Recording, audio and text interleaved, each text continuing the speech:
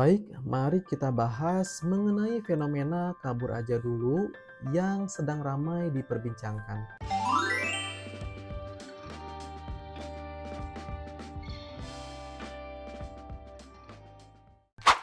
Apa itu fenomena kabur aja dulu?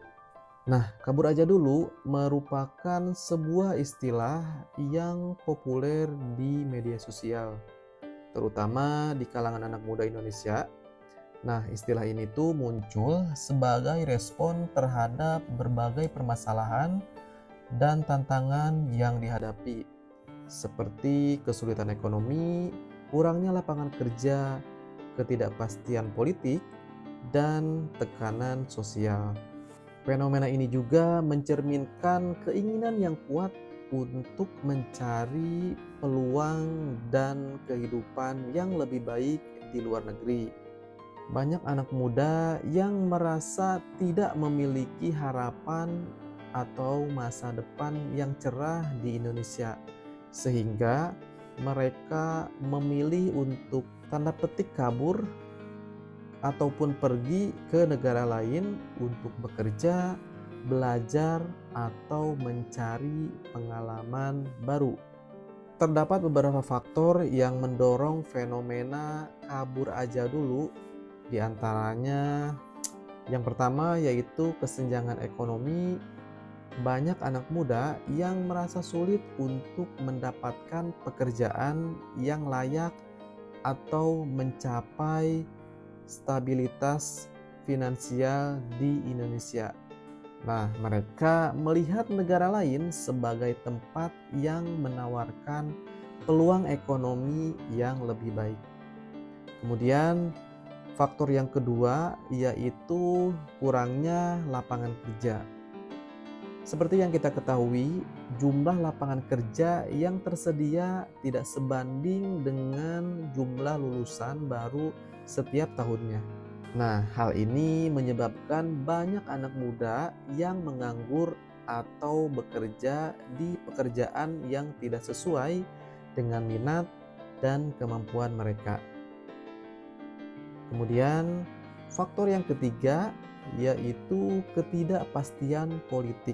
Kondisi politik yang tidak stabil dan kurangnya kepercayaan pada pemerintah juga menjadi salah satu faktor pendorong banyak anak muda yang merasa tidak yakin dengan masa depan negara mereka. Kemudian faktor yang keempat yaitu tekanan sosial. Tekanan untuk sukses dan hidup mapan juga menjadi faktor pendorong. Banyak anak muda yang merasa tertekan untuk mencapai standar hidup tertentu, sehingga mereka mencari peluang di luar negeri. Nah, fenomena kabur aja dulu ini menimbulkan berbagai dampak dan kontroversi.